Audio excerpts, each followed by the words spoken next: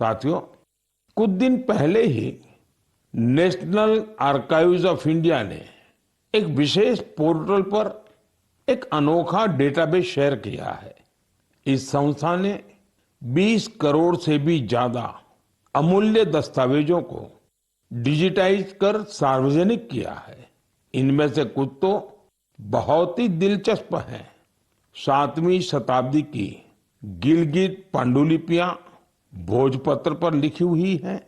यहाँ आपको 8वीं शताब्दी का एक रोचक ग्रंथ श्री भुवालय भी देखने को मिलेगा। अंकों पर आधारित यह ग्रंथ एक ग्रिड के रूप में है। रानी लक्ष्मीबाई से जुड़े कुछ अहम पत्र भी आप यहाँ देख सकते हैं। इनसे 1857 में उनके द्वारा लिए गए कुछ निर्णयों का पता चलता है जो उनके पराक्रम को दर्शाते हैं। जो लोग नेताजी सुभाष के बड़े प्रशंसक हैं, उनके लिए यहाँ नेताजी के जीवन, आजाद हिंद फौज और उनकी स्पीच से जुड़े कई डॉक्यूमेंट्स हैं। आपको पंडित मदन मोहन मालवीय जी, उनसे जुड़े कई डॉक्यूमेंट्स भी मिलेंगे। इनमें बीएचयू की स्थापना और हिंदी साहित्य सम्मेलन से जुड़ी अहम जानकारियां हैं। यहाँ हमारे संविधान सभा से जुड़े कई अनोखे दस्तावेज भी उपलब्ध हैं।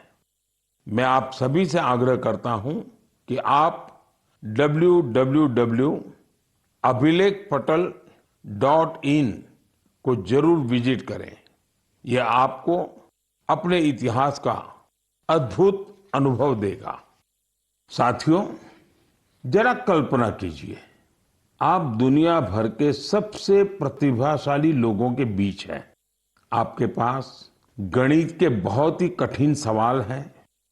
इन्हें सुलझाने के लिए समय है केवल 4.5 घंटे, यानी वक्त बहुत कम है और कंपटीशन इंटरनेशनल है, बहुत तगड़ा है। ऐसी स्थिति में नर्वस होना बहुत स्वाभाविक है। लेकिन इन्हीं परिस्थितियों में हमारी बेटियों ने कमाल कर दिया।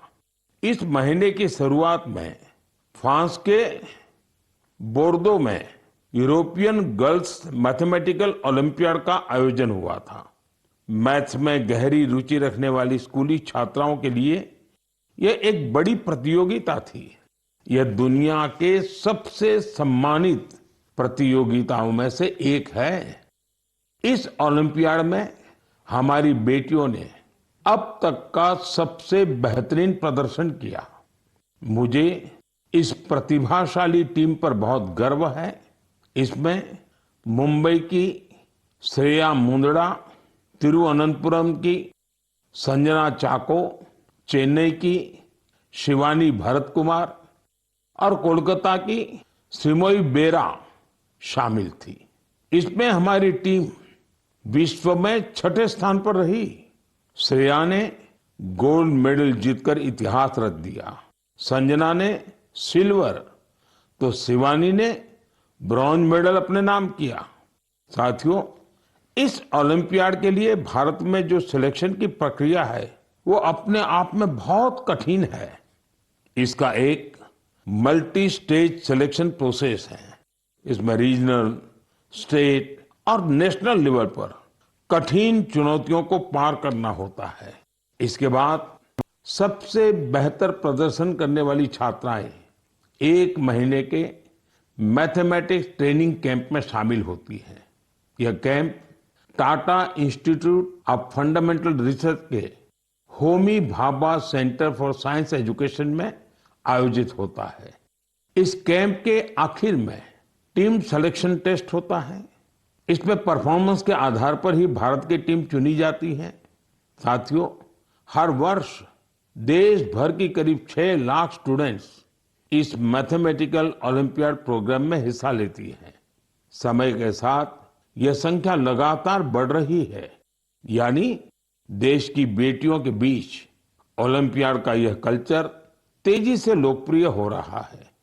इन होनहार बेटियों को सपोर्ट करने के लिए मैं उनके पेरेंट्स की भी सराहना करता हूं।